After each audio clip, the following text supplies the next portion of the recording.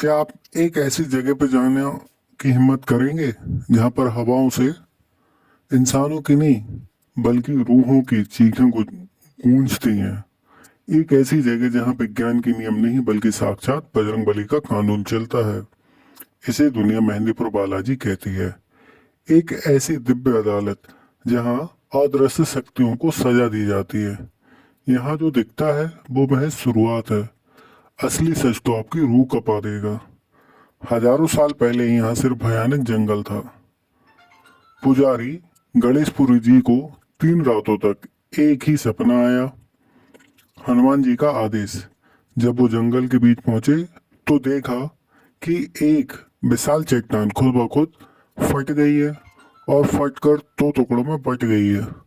जब वह फटकर चट्टान फटी तो पुजारी जी क्या देखते हैं कि एक चट्टान के अंदर बाल रूप हनुमान जी की मूर्ति है और बाल रूप हनुमान जी की मूर्ति के ठीक सीने के बीच में से गंगा जल की धारा बह रही है और बहती है। कोई नहीं जानता ये पानी कहाँ से आता है, पर लोग कहते हैं कि ये जल माँ गंगा है जो बुरी ताकतों को भस्म कर देती हैं। जो यहाँ लाई गई जाती हैं, यहाँ साक्षात 3 शक्तियाँ विराजमान है। पहली बालाजी, भैरव बाबा, प्रेतराज सरकार। यहाँ पेशी होती है। जब भी कोई बुरी ताकत इधर प्रवेश करती वह तड़प उठती है, चिल्लाने लगती है, चित्कारने लगती है, पर चमत्कारी रूप से उसे एक खरोंच तक नहीं आती जिसके शरीर में वह होती है। उस शरीर को चोट नहीं पहुंचती, सिर्फ रूह को चोट पहुंचती है और यह उस बुरी शक्तियों को 3rd डिग्री सजा दी जाती है। जब आप इस मंदिर में जाएंगे तो यहाँ की चित्कार और चिल्लाने की आवाज से आपकी रूह कांप जाएगी, जो केवल यहाँ देखने को मिलती है।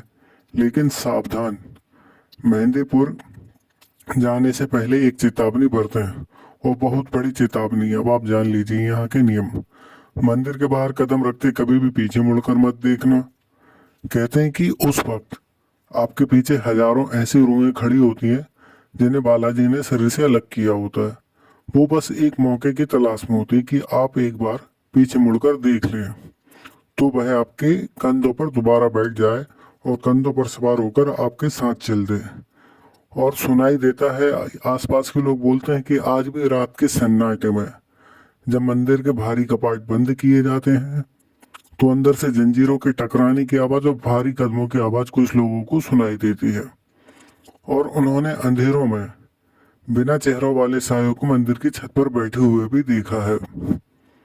कहा जाता है कि यहाँ कुछ रूहानी शक्तियों के आसपास होने का भी उनको सामर्थ्य देखने को मिल जाता है। बालाजी मंदिर सरासर आपने देखा ही होगा।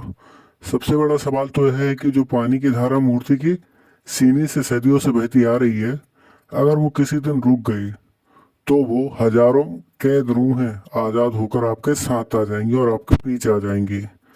अगली बार जब आप वहां से निकले तो ये याद रखना कि कोई भी आपका पीछा कर रहा है तो पीछे मुड़कर ना देखें। और बाकी आप खुद समझदार हैं, अपने बड़े बुजुर्गों की बात को माने। कुछ नियम कायदे कानून है तो उनको पालन करें।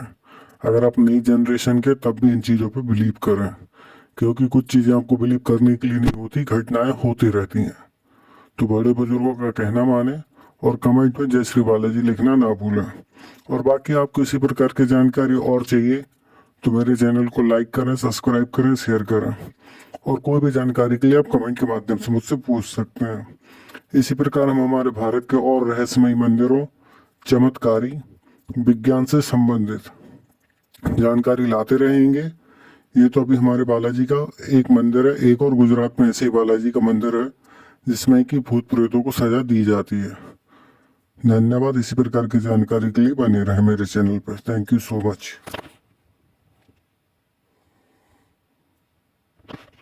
और फिर लगे रहें आप। यहाँ पे प्रसाद भी अलग अलग प्रकार का मिलता है।